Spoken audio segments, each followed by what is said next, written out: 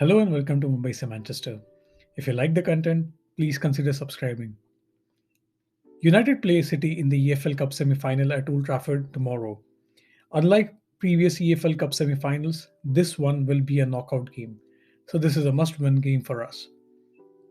Ole in his press conference said that there are no excuses if we lose this one, and I would agree. We have started to play more progressive football, not relying heavily on counter-attack, and if we want to compete with the likes of City and Liverpool, we need to dominate games and play with intent. Let's take a look at how Ole should set up his team to win this one.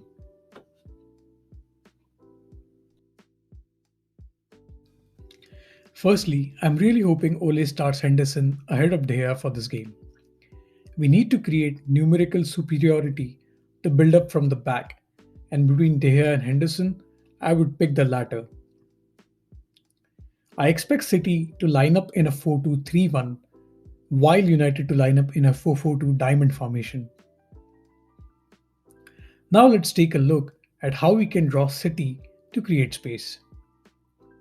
For this to happen, in the build up play, one of our CDMs will have to drop in between the centre backs. This will help us entice City's front four to press high, leaving a gap between them and the back line. Once we have done that, I would expect our deepest lying players to play a forward pass and find one of our wingers or fullbacks. With a quick interchange, the situation can quickly turn into a 5v5 situation, and with United having some of the fastest players on the pitch, this can be one hell of a scoring opportunity. For tomorrow's game, the performance of Bruno, Martial, and Rashford is going to be critical.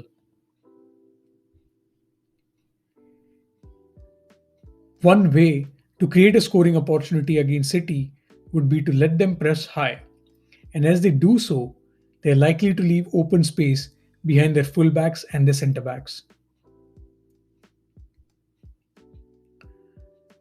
3 weeks ago, against City, we had De Gea in goal, who doesn't have great ball distribution.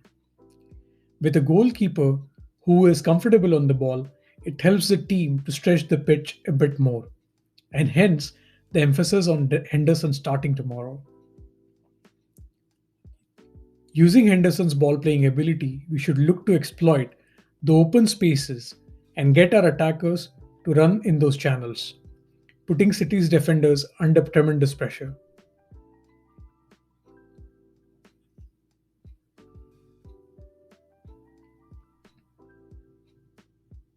Another way would be to form passing triangles in the half spaces, letting City to believe they can dispossess us and win the ball.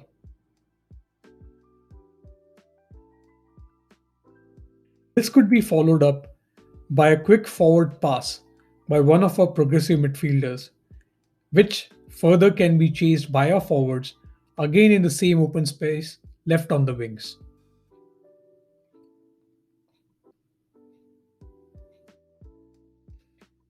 Now that we have seen how we can build a play in our own half, let's check out how we can maintain pressure in City's half. City prefer to play short passes with one of the CDMs dropping in between the centre backs.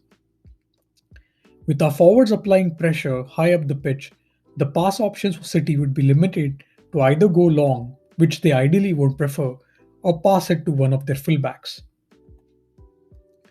Conscious of that, we need to try and apply pressure on their fullbacks as well, but in the process of doing so, we need to ensure that we have one of our CDMs drop in between the centre backs to provide adequate cover in case City get an opportunity to break.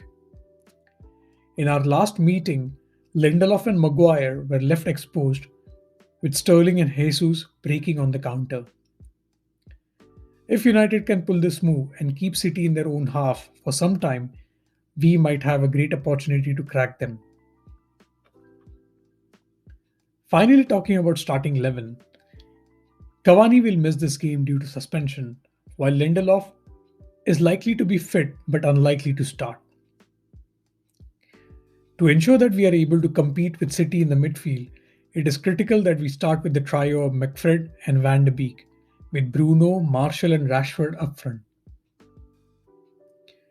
Pogba, Mason, Telles, James would be good options off the bench.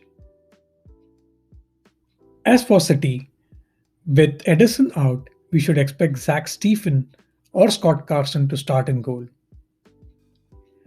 This will be great from United's standpoint as neither goalkeeper is as good with the ball at their feet compared to Edison.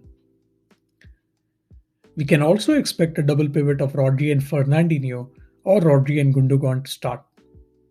It would be either Aguero or Ferran Torres who might start up front, with KDB being their most influential player. If I have to choose three key players from United, Wan Bissaka will definitely be one of them. He will have to up his game to ensure Sterling is kept silent. He will also have to keep an eye out on overlapping runs by Mendy. Bruno will be key as usual, while Fred and McTominay will have to continue their brilliant form to choke City's creativity. As for score predictions, I'm really hoping for a win, and we predict a final score of 2-1 going to United. Let us know what you think about the content, and if you think there are other ways Oli could set up his team, do put that in your comments. If you like the content, do ensure to subscribe to Mumbai Se Manchester.